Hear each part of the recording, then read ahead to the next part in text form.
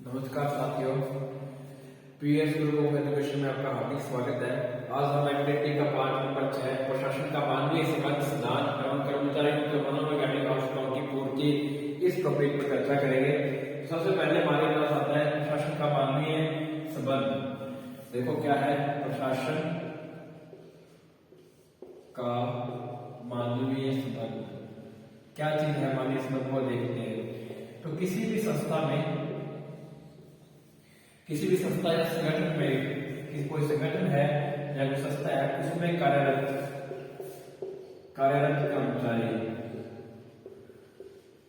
कर्मचारी के बीच का संबंध होगा, वही हमारा क्या कहलाएगा, मानवीय संबंध कहलाएगा। संगठन कार्यरत, किसी भी संगठन में कोई कार्यरत कर्मचारी है, किसी संस्था में कोई कर्मचारी कार्य कर रहे हैं, उनके बीच का संबंध है वो मानवीय संबंध है। लेकिन कैसा होना चाहिए मानवीय संबंध? सिर्फ मानवीय जो संबंध है वो हितकारी होना चाहिए। क्या होना चाहिए? हितकारी। किसके पक्ष में हितकारी होना चाहिए? ये कर्मचारियों के समय के हित के लिए होना चाहिए, एक दूसरे के अन्य कर्मचारियों के हित के लिए होना चाहिए, समाज के हित के लिए होना चाहिए, और सबसे बड़ी बात जिस संगठन के लिए वे कार्य कर रहे हैं उसके हित के लिए होना चाहिए। मेन चीज है कि कर्मचारी के समय के हित के लिए होना चाहिए, संगठन के लिए हित के लिए होना चाहिए, और समाज के लिए भी क्या होना चाहिए? हितकारी होना चाहिए, जो कर्मचारियों का आपस में संबंध है। तो यही हमारा क्या प्रशासन का मानवीय संबंध है। अब इसके आगे अपने बात करें कि मानवीय संबंध में जो मानवीय संबंध है वो धारणा किसने दी है? मानवीय संबंध की जो जन्मदाता है, मानवीय संबंध की विचारधारा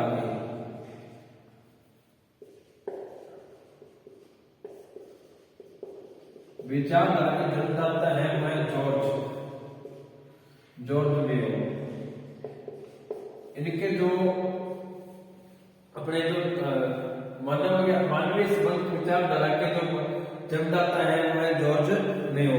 इसके अंदर अपने इसको पढ़ने के लिए हम 4 प्रयोग पढ़ेंगे कि मानवीय संबंध की क्या महत्वता है, क्या इसका कार्य क्या है, इसकी क्या महत्वता है। इसके लिए हम 4 प्रयोग पढ़ेंगे। तो इसमें पहला प्रयोग आता है मानवीय संबंध के अंदर, पहला प्रयोग आता है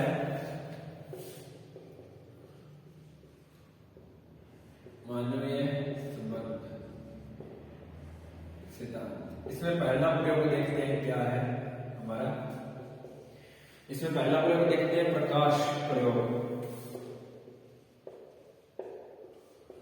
पहला प्रयोग है वो हमारा कौन सा है? प्रकाश प्रयोग। प्रकाश प्रयोग करने को अपने पहले बात करेंगे इसका मेन उद्देश्य क्या है। प्रकाश प्रयोग में हम देखेंगे इसका मेन उद्देश्य क्या है।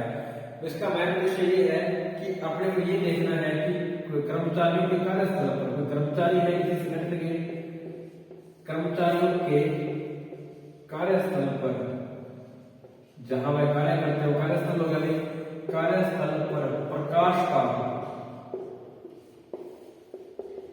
क्या प्रभाव पड़ता है। कोई कर्मचारी है वो किसी कार्यस्थल पर क्या कर रहे हैं? कार्य कर रहे हैं। उस कार्य में प्रकाश का उनकी उत्पादकता एवं कार्य क्षमता पर क्या प्रभाव पड़ता है। कोई कर्मचारी है वो कार्य कर रहे हैं, तो हमें ये देखना है कि उनका प्रकाश का क्या प्रभाव पड़ता है उसकी उत्पादकता और उसकी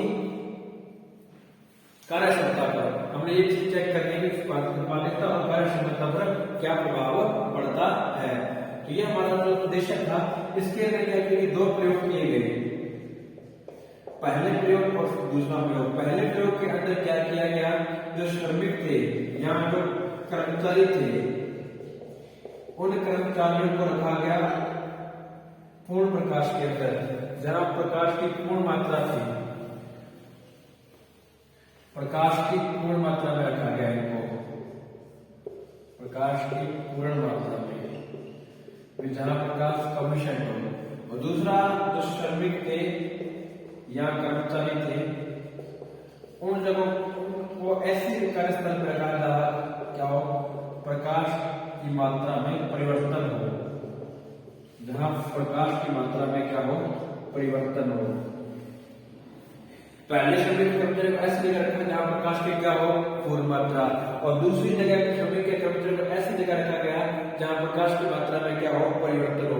ऐसे तरह से उनको काम करने के लिए कहा गया। इनका अंत में निष्कर्ष क्या निकला? निष्कर्ष में ये आया कि चाहे पहले नंबर प्रयोग पे जो कर्मचारी थे और दूसरे नंबर पे जो कर्मचारी थे, इन दोनों की उत्पादकता एवं कार्य क्षमता पर कोई प्रभाव नहीं पड़ा। कोई प्रभाव नहीं पड़ा। क्यों नहीं पड़ा? क्योंकि इनके अंदर क्या मजबूत थे? मानवीय संबंध मजबूत थे। क्योंकि सारा वर्क किसके ऊपर डिपेंड किया?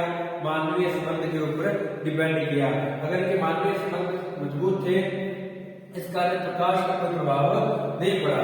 इसके आगे वाला नियम पढ़ेंगे अपने प्रसारण। इसके दो पहला हमने पढ़ लिया प्रकाश प्रभाव और दूसरा हम पढ़ेंगे प्रसारण संयोजन का।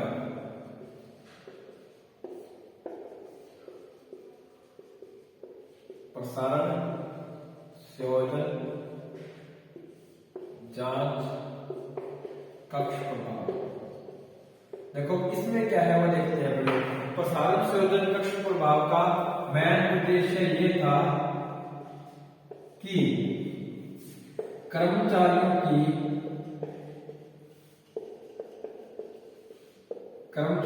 थकान का उत्पादन में कोई प्रभाव पड़ता है या नहीं पड़ता। इसका जो मेन उद्देश्य था वो ये जांच करने का था कि कर्मचारियों की थकान का उत्पादकता पर कोई प्रभाव पड़ता है या नहीं पड़ता। इसमें अनेक मनोवैज्ञानिकों ने अलग अलग प्रयोग किए और प्रयोग के आधार पर प्रयोगों के निष्कर्ष क्या निकले कि नहीं, कि ऐसा कुछ नहीं हुआ। कर्मचारियों की थकान की उत्पादकता कब नहीं कम हुई, वृद्धि कब हुई और कब नहीं हुई। कब नहीं हुई? जब नहीं इनके अंदर क्या थे? मानवीय संबंध सिद्धांत जो था, मानवीय संबंध थे मजबूत थे। उनकी उत्पादकता में वृद्धि कब हुई? कम नहीं हुई। उत्पादकता में वृद्धि हुई। कब हुई उत्पादकता में वृद्धि हुई उसकी ये अपनी बात करें। उत्पादकता में वृद्धि तब हुई जब उनके कर्मचारियों के बीच सहानुभूतिपूर्वक व्यवहार रहा। यदि उन दोनों में उन कर्मचारियों के अंदर सहानुभूतिपूर्वक और सहयोगात्मक और प्रेम स्नेह भाव रहा तो उनका क्या हुआ? उत्पादन बढ़ा, क्योंकि उनके मानवीय संबंध क्या थे? स्ट्रॉन्ग थे, यानी कि मजबूत थे। तो इसलिए भी प्रभाव नहीं पड़ा। और तीसरा हम इसके अंदर पढ़ेंगे नियम, वो है बैंक कर्मचारी कक्ष प्रभाव। इसमें देखो क्या करना है। बैंक कर्मचारी, इसमें आपको नाम सुंदर लग रहा है कि आपको पता है अगर बैंक में जाते हैं तो हर कार्य एक तरीके से होता है, एक सिस्टम से होता है, एक नियम और कायदे से होता है। तो मान लो कि तीन व्यक्ति है ए बी सी। पहला व्यक्ति है ए और दूसरा है बी और तीसरा है सी। ए के बाद बी वर्क कर रहा है, बी के बाद कौन वर्क कर रहा है? सी कर रहा है। तो इन तीन दोनों के बीच में एक संबंध स्थापित हो रहा है और ये संबंध औपचारिक संबंध है, अनौपचारिक संबंध। अनौपचारिक संबंध का मतलब क्या हुआ? अनौपचारिक संबंध कैसे हुआ कि ये किसी नियम और कानून के अंदर नहीं आते। तो ये बताया कि ए के बाद बी और सी, इन तीनों के बीच में सामंजस्य या समन्वय होना है। समन्वय या सामंजस्य होना है, वो इन तीनों के ऊपर डिपेंड करता है, इन तीनों के अनौपचारिक संबंध पर डिपेंड करता है। तो इसलिए बैंक कर्मचारी कक्ष प्रभाव के अंदर क्या है कि अगर उनका मानवीय संबंध अधिक मजबूत है तो उतना ही क्या है, उसका उत्पादन या कार्य क्षमता अधिक हो जाएगी। और इसके अंदर अपने लास्ट जो पढ़ते हैं वो है साक्षात्कार।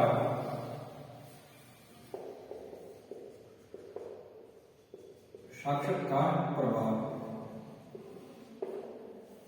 कार्यक्रम प्रभाव लिख सकते हैं इसको, कोई दिक्कत नहीं। कार्यक्रम प्रभाव देखो, एक कार्यक्रम को साक्षात्कार का है, इंग्लिश में होता है इंटरव्यू। इसमें क्या है कि जितने भी किसी संगठन में या किसी संस्था में जितने भी कर्मचारी वर्क कर रहे हैं, जितने भी कर्मचारी, उन कर्मचारियों को क्या किया गया? इकट्ठा किया गया, उनका इंटरव्यू लिया गया और इंटरव्यू में क्या पूछा गया, उनकी रुचियां क्या है, उनकी रुचियां क्या है, उनकी आवश्यकताएं क्या है। ये तो आप सबको पता है कि यदि किसी व्यक्ति को उसकी रुचियां और उनकी आवश्यकताओं के अनुसार वर्क दिया जाए तो ये 100% तय है कि उसकी उत्पादकता और कार्यक्षमता दोनों ही बढ़ेंगे। तो इस प्रभाव के अनुसार उन कर्मचारियों का क्या किया गया, इंटरव्यू किया गया और इंटरव्यू यानी साक्षात्कार, और उसमें से पूछा गया कि उनकी रुचियां और उनकी आवश्यकताओं के बारे में ज्ञान दिया गया। अब अपने यहाँ तक इनका ये प्रभाव पूरा होता है, हमें ये जानने की इनका क्या महत्व है मानवीय संबंध का। अब इस स्लाइड कुछ तत्व पढ़ेंगे। तो तत्वों में अपने पास सबसे पहले कौन सा तत्व होगा वो देखते हैं।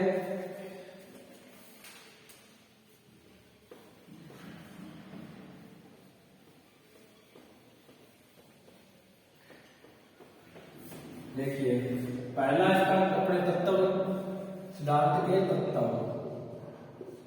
पहला तत्व मानवीय तत्व पर बल। पहला सिद्धांत इसका यही है तत्व आगे।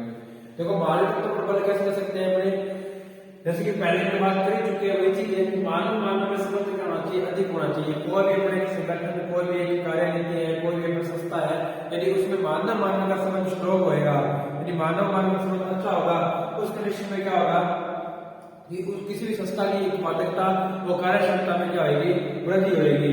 और दूसरा हमारे पास क्या जाता है, अनौपचारिक संबंध। अनौपचारिक संबंध की महत्वता ये अपने आप में करके गए हैं। जैसे अपने एक बैंक का नियम के उदाहरण ले, जैसे बैंक ABC है, तो आपको पता है प्रत्येक कार्य एक सिस्टम में रहता है, A के बाद B कवर हो रहा है, B के बाद C कवर हो रहा है। तो इस कंडीशन में क्या है कि ये एक नियमित कार्य कर रहे हैं, तो इनके बीच में एक संबंध स्थापित हो रहा है, यदि एक समन्वय कर रहे हैं आपस में। तो ये समन्वय के साथ जो संबंध करना है वो संबंध है भी अनौपचारिक संबंध है, जो करना बहुत ही आवश्यक है। तो तीसरा है सहयोग भावना। इसके अंदर बात की जाए तो सहयोग भावना।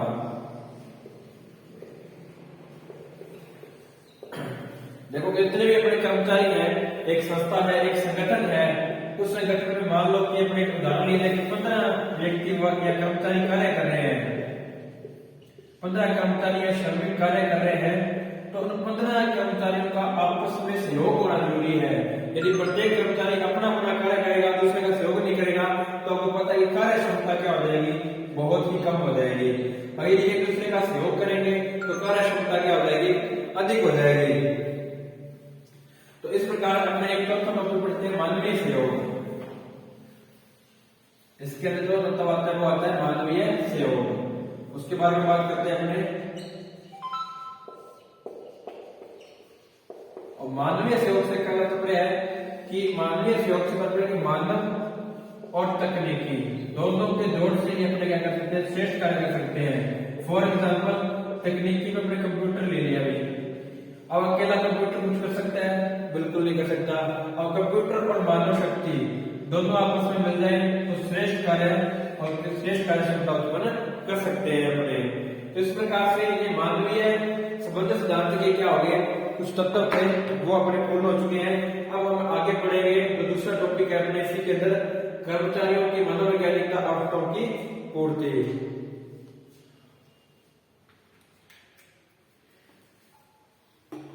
देखिए भाई अभी दो टॉपिक थे इसके अंदर हमारे, पहला था मानव प्रशासन का मानवीय संबंध और दूसरा हमारा कर्मचारियों की मनोवैज्ञानिक आवश्यकताओं की पूर्ति।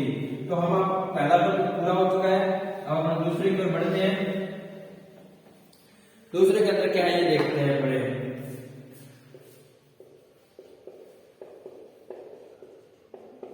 कर्मचारियों की मनोवैज्ञानिक आवश्यकताओं की पूर्ति।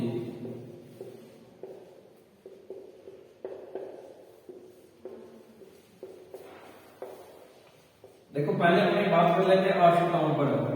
क्या आवश्यकताएं दो प्रकार की होती हैं।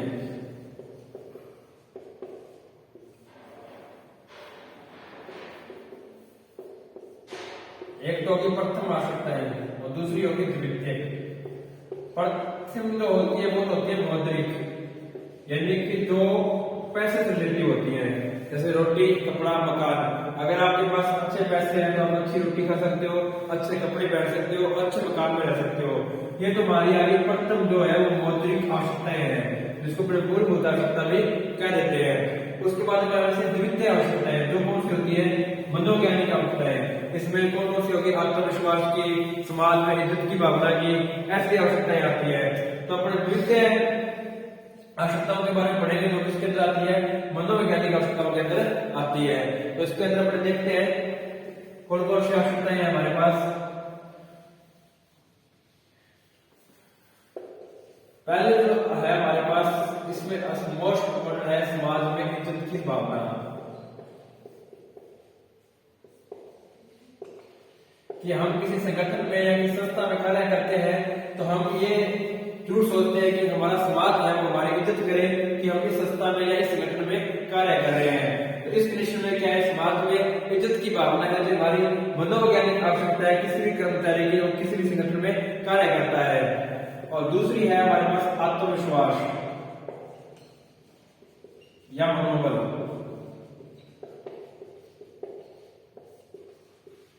मनोबल की भावना, कोई भी कर्मचारी है वो ये चाहता है कि उसका आत्मविश्वास और मनोबल उसके निर्देशक के द्वारा बढ़ाया जाए, कम न किया जाए। जैसे कोई मान लो एक श्रमिक है और इस श्रमिक के ऊपर एक सुपरवाइजर, उसको मैं कहते हैं या इसको बोलते हैं निर्देशक। तो कोई भी श्रमिक है वो चाहता है कि उसका निर्देशक उसका हमेशा मनोबल और आत्मविश्वास क्या करे, बढ़ाए रखे, ना कि उसका आत्मबल और मनोबल को नकारात्मक करे। फिर भी इसकी एक भावना होती है। और तीसरी जो है वो है सुरक्षा एवं शांति की भावना। और सुरक्षा की भावना से मतलब यह है कि कोई भी किसी भी संगठन या किसी संस्था में कोई कर्मचारी कार्य कर रहा है, उसकी सुरक्षा का मतलब यह है कि उसको ये ना हो कि किसी भी निश्चित काल के अंदर चलते हुए निश्चित उसको पद से हटा दिया जाए, कि उसकी जो नौकरी है वो खाई जाए। ऐसा नहीं होना चाहिए। उसको इसकी सुरक्षा होनी चाहिए कि ये निश्चित काल है, जैसे 1 वर्ष या 2 वर्ष, उस काल तक उसकी क्या है कि जो उसकी नौकरी है वो क्या है, सुरक्षित है। और दूसरा शांति की भावना। शांति की भावना का अर्थ ये है कि उसको अपने हर अवकाश की आवश्यकता होती है, जैसे हफ्ते में 1 अवकाश हो गया या महीने में 2 अवकाश हो गया। इस प्रकार से उसको क्या है कि शांति की भावना भी रहती है। और चौथा तो हमारे पास हो गया, पांचवा जो उसके पास है सहयोग की भावना, जिसके बाद पहले भी बात कर चुके हैं, सहयोग की भावना। यदि एक संस्था या एक संगठन में 5 कर्मचारी या 6 कर्मचारी कार्य कर रहे हैं, यदि उनके आपस में सहयोग की भावना नहीं है तो वो अपने कार्य क्षमता बहुत ही कम कर लेते हैं। अगर वो सहयोग की भावना के साथ कार्य करते हैं, आपस में सहयोग हो रहा है, तो कम समय में अधिक उत्पादकता और अधिक कार्य क्षमता उत्पन्न कर सकते हैं। और छठा हमारे पास आता है स्नेह भाव। स्नेह भाव की भावना, यानी कि कोई भी एक कर्मचारी है वो हमेशा ये चाहता है कि उसका निर्देशक और उसके बीच में हमेशा ही क्या बने, स्नेह भाव की भावना रहे, यानी स्नेह भाव का संबंध बना रहे उनके बीच में आपस में। तो ये इस प्रकार से क्या है कि हमारा कर्मचारियों की मनोवैज्ञानिक आवश्यकताओं की पूर्ति का टॉपिक था। ये उनकी आवश्यकताएं हैं वो सारे क्या है, मनोवैज्ञानिक है। तो इस हिसाब से अपना टॉपिक पूरा होता है। धन्यवाद आप सबका।